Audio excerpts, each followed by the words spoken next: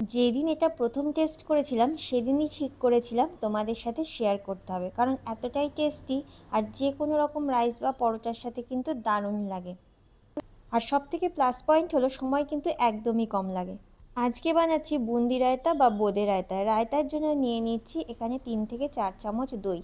টক দইয়ের মধ্যে দিয়ে দিচ্ছি শুকনো খোলায় ভাজা জিরের গুঁড়ো, 1 চামচ জিরের গুঁড়ো দিলাম, 1 চামচ বাড়িতে বানানো লঙ্কার গুঁড়ো দিলাম। এরপরে দিয়ে দেবো বেশ খানিকটা কুচনো ধনেপাতা।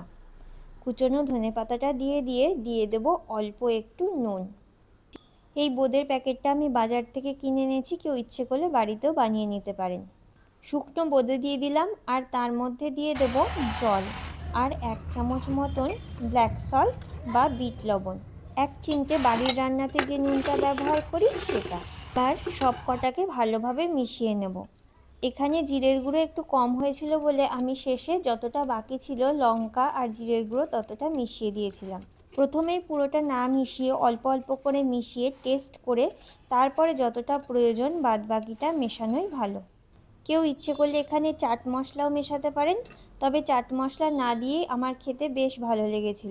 এটা খুবই সোজা আর যে কোনো রকম রাইস বা পরোটা সাথে খেতে দারুণ লাগে।